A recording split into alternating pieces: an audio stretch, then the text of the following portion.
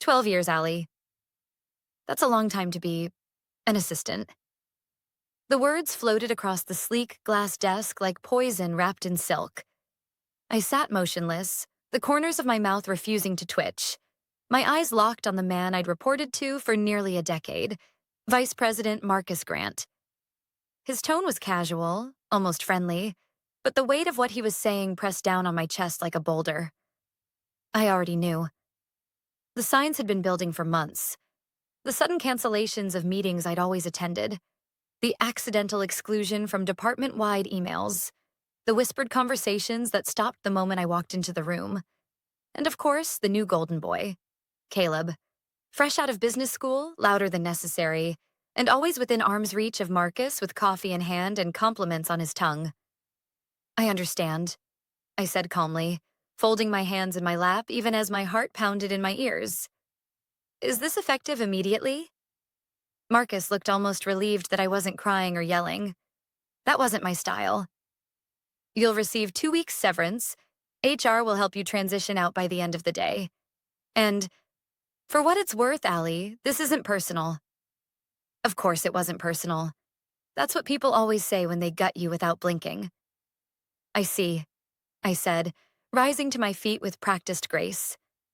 Then let me be the first to congratulate Caleb. Marcus cleared his throat, clearly uncomfortable with my composure. He's got potential, and we need people who think big. And people who say yes to everything you suggest, I added with a gentle smile. I'll gather my things. I extended my hand across the desk. Marcus hesitated, then shook it. His grip was firm, but I noticed the slight tremble. Maybe somewhere deep down he knew this wasn't right, but he did it anyway. The door to his office clicked shut behind me. I made my way down the hallway, past the cubicles where whispers were already starting. I didn't look at anyone. Not yet. My desk was neatly organized. Always had been. I pulled out a cardboard box from beneath, the one I had kept just in case. You don't last 12 years in corporate without preparing for sudden endings. As I packed my notebooks, the USB drive tucked into the far left drawer caught my eye. Black, unmarked, and seemingly ordinary. I'd built the company's internal tracking and inventory system over 6 years. Not in my job description, but I did it because no one else could. Every bug fix, every custom patch, every update lived on that USB. I hadn't touched it since Caleb started shadowing me. I tucked it into my bag. Allie? It was Jenna from compliance, standing awkwardly at the edge of my cubicle. Her face looked pale, confused. Is it true? I nodded once. It's true. But why? Apparently assistants don't get promoted, I said, my voice steady. Jenna looked horrified. But you do everything. Half of this department would fall apart without you. I smiled, more genuinely this time. Well, I guess we're about to find out. As I walked toward the exit, a familiar sting rose in the back of my throat. I wasn't just leaving a job. I was leaving a part of myself. 12 years of loyalty, of solving problems before they reached anyone's desk, of cleaning up messes no one even knew existed. No performance review. No thank you. Just a handshake and a door. The parking lot was unusually bright for a Friday afternoon. I sat in my car for a moment, letting silence wrap around me like a weighted blanket. My phone buzzed. A message from my sister. Lunch this weekend? You've been MIA lately. I stared at the message and exhaled slowly. I hadn't told anyone what was happening. Not yet. I wanted to process it first. Alone. Back at the office, I imagined Caleb sliding into my old chair, firing up the system I had spent years building. He had no idea how much was custom-coded. No idea how fragile it was without the correct maintenance sequence. And no idea that the only person who fully understood it had just walked out the door with a quiet smile and a black USB in her purse. That night, I poured a glass of wine, opened my laptop, and logged into a private backup account I'd created long ago, the one no one knew about. The system was stable, for now. But if someone made even a minor change in the wrong module, well, tomorrow would be interesting. The next morning, I woke early. out of habit more than anything else. 12 years of routine doesn't disappear overnight. The sunlight was just beginning to filter through the curtains as I sipped my coffee and opened my laptop. No alarms, no urgent emails, no long to-do list waiting for me. For the first time in over a decade, my day was entirely my own. And yet, something inside me buzzed. A strange tension, like the charged air before a thunderstorm. At 9:13 a.m., it started. My phone lit up with a flurry of messages. Jenna, Allie, something's wrong with the system. Files are missing? Ben from IT. Hey, weird question. Do you remember how the inventory software logs updates? We can't access anything after Q3. Tamara from accounting. Emergency. Are you available to talk? Please? I leaned back in my chair, my heart beating calmly. I wasn't gloating. I wasn't even angry anymore. I just felt inevitable, like watching dominoes fall that someone else had lined up. Because here's the thing. The custom system I'd built worked beautifully, as long as you understood its intricacies. Every quarter, there was a scheduled update. Every month, there were manual data reconciliations that had to be triggered, or else the cascading backups would lock. It was all documented, in a guide that Caleb had bragged he didn't need to read. My phone vibrated again, harder this time. Jenna. Marcus is losing it. System crashed. They can't process orders. Help? Another message popped up seconds later. Unknown number. Allie, this is Marcus. Call me immediately. I smiled softly, setting my phone down. It kept buzzing, relentless, desperate. I watched the screen until it stopped, leaving a heavy silence behind. At 9:57 a.m., the corporate website went offline. By 10:15 a.m., the VP's direct line was blowing up from vendors, clients, and other departments needing access to inventory data they couldn't retrieve. It was pure chaos. And I wasn't even there. I wasn't malicious. I hadn't sabotaged anything. I had simply left. And the house of cards Marcus had built on arrogance and favoritism collapsed the moment it lost the one thing he had underestimated: knowledge. At 11:06 a.m., sitting at my favorite local cafe with a second cup of coffee, I finally allowed myself to open the email Marcus had sent. Subject: urgent. Request for assistance, Allie. I realize yesterday's conversation may have been abrupt. However, given the unexpected technical issues we're currently facing, I would greatly appreciate any documentation, notes, or guidance you can provide on the tracking and inventory systems you previously managed. This would be a tremendous help to the team and the company as a whole. We are willing to compensate you for your time. Please contact me as soon as possible. Regards, Marcus Grant, VP Operations. I reread the message twice, savoring the irony. 12 years, and all it took was 24 hours for them to realize the value they'd thrown away. I glanced at the clock. 11:15 a.m. Just about the time corporate would be holding the emergency crisis meeting. The one I would have normally organized, prepared notes for, and led calmly through solution steps. Instead, they had Caleb. And from what Jenna had texted me, Caleb was currently blaming the servers, the IT department, and even the outdated system for everything, never once admitting he hadn't taken the time to learn how it truly worked. I closed Marcus's email without replying. Some lessons are best learned the hard way. By noon, LinkedIn was buzzing with rumors. Layoffs were rumored. Client delays were stacking up. The company's biggest client, Eversource Logistics, had allegedly pulled a scheduled meeting due to technical instability concerns.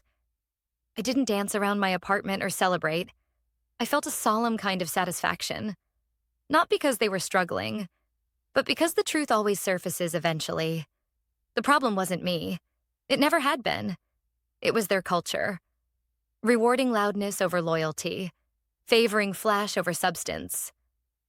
I'd spent years being the steady foundation they didn't bother to notice until it was gone. And now?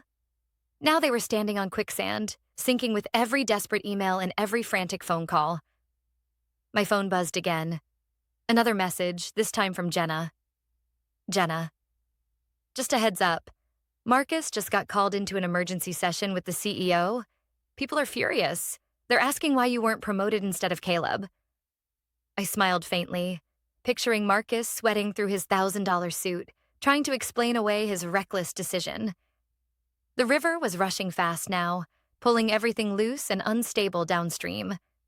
But like my father used to say, and I was beginning to truly understand, the rocks stay steady, and I was steady, steadier than I had ever been. By Monday morning, the damage was no longer containable. The company's client portal was down. Internal systems were partially restored, but reports were full of errors. Deliveries were delayed. Orders were duplicated, lost, or worse, rerouted to incorrect locations. Vendors were furious. Clients were panicking. And inside the company, Marcus Grant had gone from smug and composed to visibly unraveling. I knew because Jenna kept me updated, sending texts like dispatches from the front lines. Jenna. Marcus looked like he hadn't slept in 3 days. CEO tore into him in front of everyone. Caleb was literally sweating through his shirt. I hadn't replied to any of Marcus's emails or messages. Not because I wanted revenge. That wasn't the point. It was about respect. And they had shown me none. 12 years of loyalty. Of staying late without being asked. Of fixing things no one else even knew were broken. Of training interns and smoothing conflicts and covering for other people's mistakes. And I was told, to my face, that assistants don't get promoted. Now, all those invisible things I used to handle had suddenly become very visible. At 11:30 a.m., I received a call from a number I didn't recognize. Normally, I would have let it go to voicemail, but something told me to answer. Hello? Allie Peterson? A woman's voice asked. Calm, professional. Yes? This is Angela Browning, executive assistant to Darren Shaw, CEO of Westbridge Logistics. I blinked. Westbridge, one of our former competitors, a big one. I hope I'm not catching you at a bad time, she continued. Mr. Shaw would like to meet with you this week. Your name came highly recommended. My breath caught slightly. May I ask who recommended me? There was a pause. I believe it was one of your former clients at Eversource. They said, and I quote, "She's the only reason we renewed with them last year." I exhaled slowly. I'd be happy to speak with Mr. Shaw. Wonderful, Angela said. We'll set something up for Thursday morning. After we ended the call, I stared at my phone for a long moment. My hands weren't shaking. My chest wasn't tight. This wasn't panic. It was possibility. That evening, I met my sister for dinner. Elena, the practical one. HR director at a healthcare firm, never missed a step in life. We sat at a small Italian place near the river, the kind we used to visit when we were kids and still believed everything in life was fair and made sense. She listened quietly as I told her everything. The firing, the crash, the aftermath. And then I showed her Marcus's original termination email. Cold. Detached. Like it had been written for a printer, not a person. Elena's eyes darkened. You know, you could sue, she said, cutting into her pasta with surgical precision. Not just for wrongful termination, but for discrimination. 12 years without promotion? That's not a coincidence. I don't want to sue, I said softly. I want to build something better. She raised an eyebrow. Meaning? I want to work somewhere that values what I do, where they see me as more than a background character. Somewhere I can grow, lead, be seen. She nodded slowly, then gave a small smile. You always did like fixing broken systems. Only when they're worth fixing, I replied. We clinked wine glasses over that. The next day, I received another email. This time from Paula Hensley, a senior director I used to support years ago before she transferred departments. Allie, I just wanted to say, I'm sorry. I should have said something when I heard what Marcus did, but I was afraid of making waves, of putting my job at risk. It wasn't right. Everyone here knows it. You were the glue. Whatever you do next, they'll be lucky to have you. And if there's ever anything I can do, Say the word. It made me pause, because I'd spent years thinking no one noticed, that everything I did was invisible. But it turns out, invisibility doesn't mean absence. People feel your absence, especially when the system starts to break where you used to hold it together. That afternoon, I logged onto my laptop and began updating my resume. It had been years. I opened LinkedIn and quietly toggled my open to work setting to public. Within an hour, I had 3 messages. By the next morning, I had 10. The world was opening in a way it never had before. Not because I shouted, not because I burned it all down, but because I had quietly walked away from what didn't value me and chose to let my work speak for itself. And it was speaking. Loudly. The Westbridge Logistics Building was everything Summit Edge wasn't. Modern, open, inviting. Reception greeted me by name and offered espresso while I waited. The air smelled like citrus and fresh ambition, not desperation and old coffee.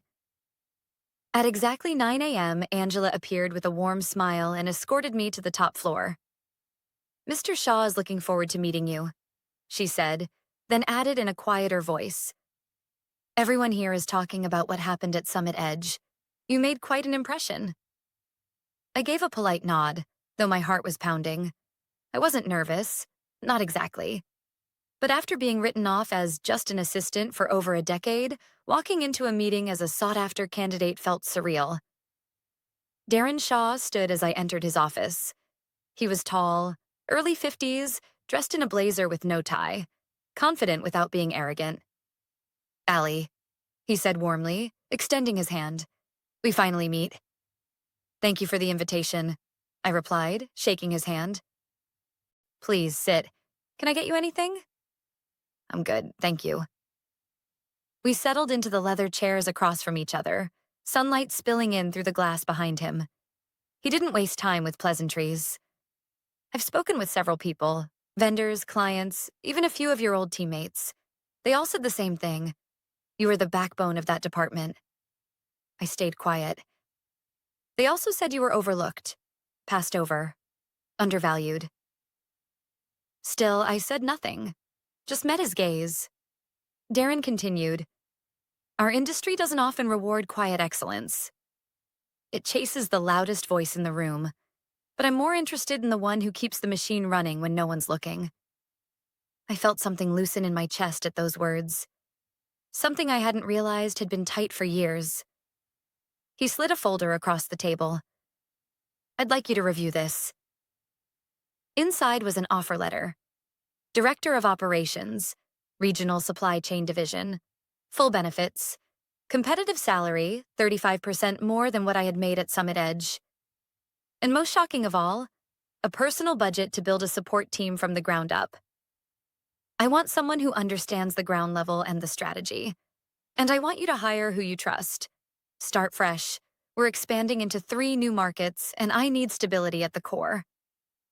I looked up, stunned. "You're offering me a division?" "I'm offering you autonomy. I don't micromanage. You've already proven you can manage circles around most so-called leaders in this field." The voice in my head, the one Summit Edge had cultivated over the years, tried to whisper, "You're just an assistant. Don't get ahead of yourself." But I silenced it, because I wasn't just anything. I never had been. I nodded once. "I'd like a few days to consider." "Take your time," Darren said, "but we'd like you to start as soon as possible." As Angela walked me out, she grinned. "We've never seen Darren this excited about a hire. You've shaken up more than one executive office this week." Outside, I stood on the sidewalk, watching traffic buzz past. My phone buzzed. A text from Jenna. "Marcus was just escorted out of the building. Effective immediately. No warning." I stared at the message, rereading it twice. Then another message came in. "Tamara from accounting. Dan's stepping in temporarily. But there's talk of a full audit. They're blaming Marcus for the system crash and the client fallout. Everyone's nervous." So it had finally happened. Not just a ripple, but a full break. And suddenly, I wasn't angry. I wasn't even satisfied.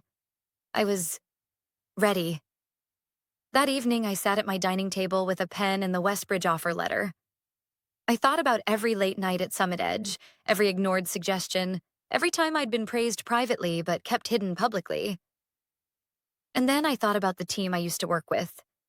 The people like Jenna and Tamara and a few others still stuck under leaders who never saw them.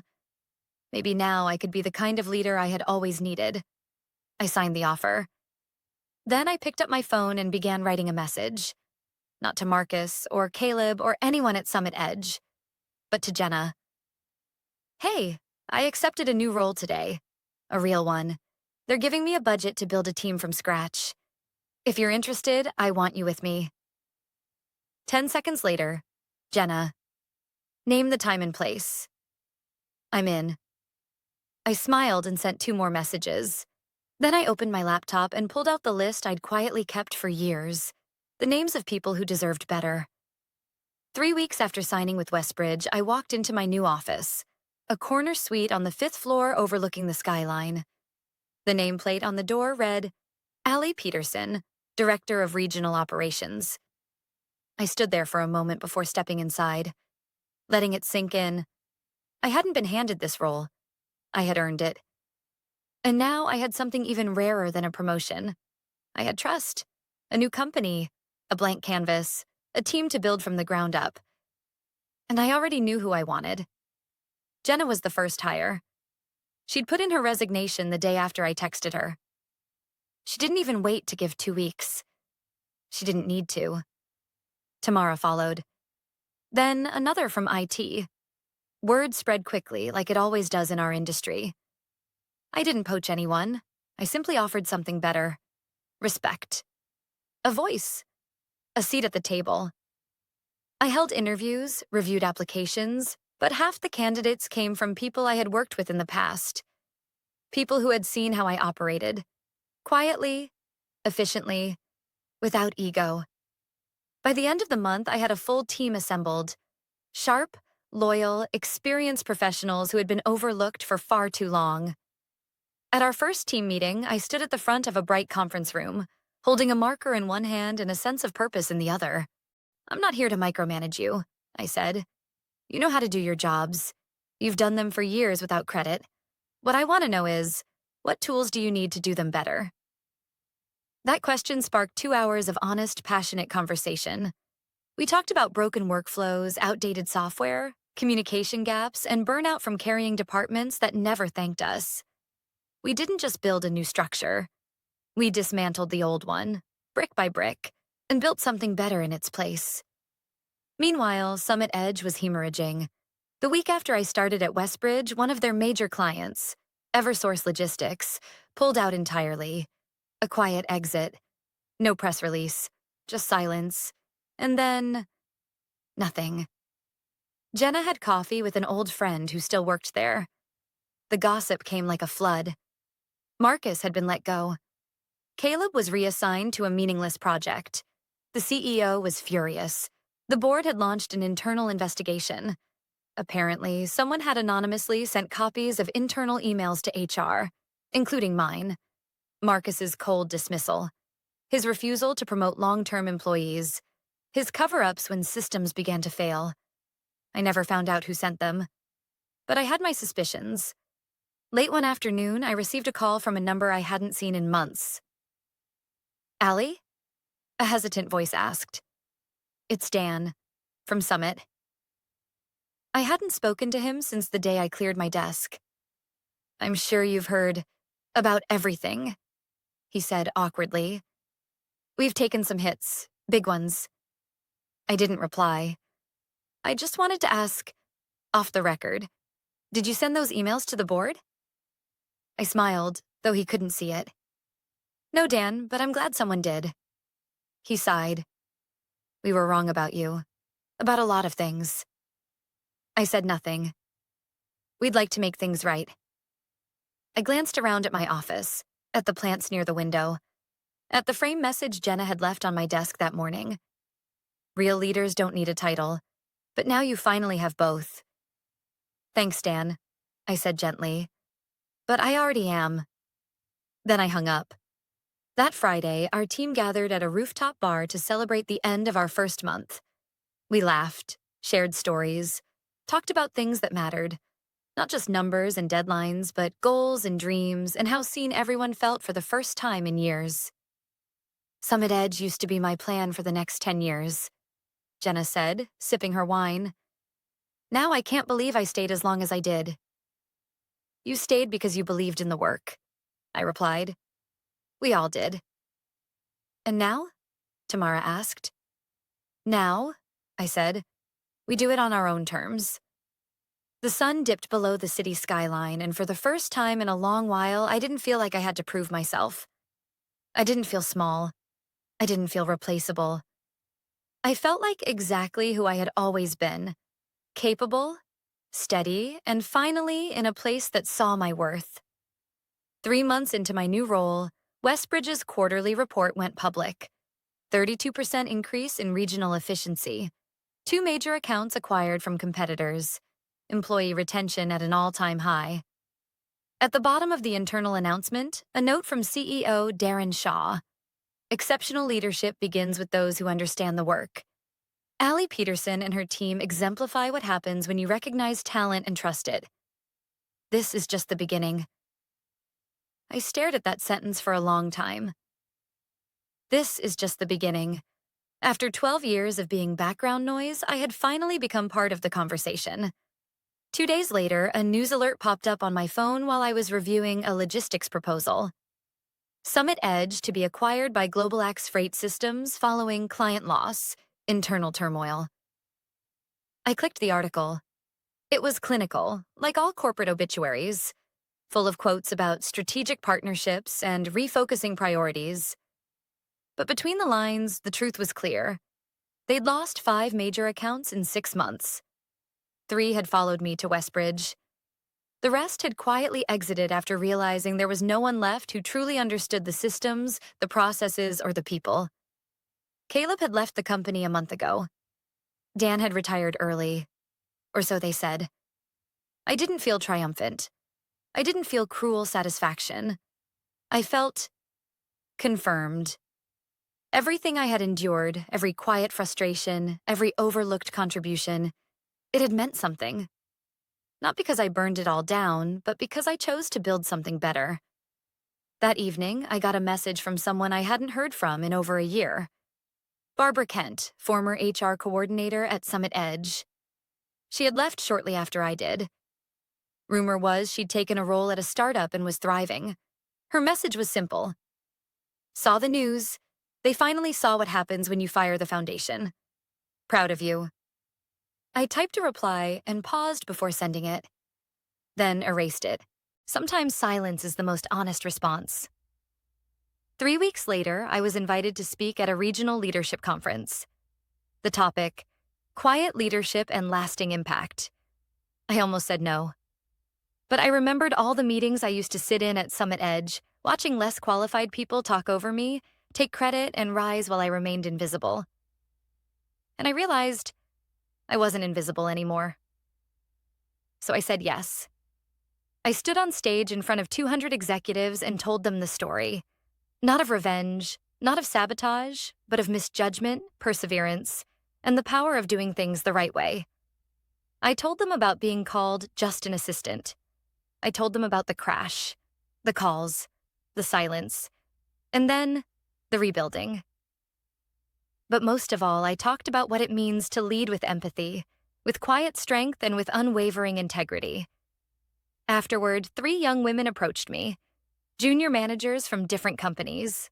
One of them said, I didn't think people like us could make it to the top without compromising who we are. I smiled. We can, and we will.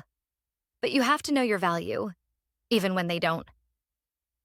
On the 1-year anniversary of my termination, Jenna and Tamara surprised me at the office with a cake, scrawled in chocolate across the top, to the woman they couldn't replace. I laughed, truly laughed, as the whole team gathered around. Jason had just accepted a director role in our southern region. Tamara was leading a mentorship program. Jenna had been nominated for an industry award. Every one of them was growing, thriving, seen. We raised our glasses. Water, juice, coffee. It didn't matter. To new beginnings, I said. And to Allie, Jenna added. For proving you don't have to burn bridges to move forward. Sometimes you just need to cross a better one. We clinked cups, and I looked around at the faces that once sat quietly at other people's meetings, now leading their own. We weren't the loudest. We weren't the flashiest. But we were the ones who held the line. The rocks in the river, the steady ones. And in the end, we were the ones who won.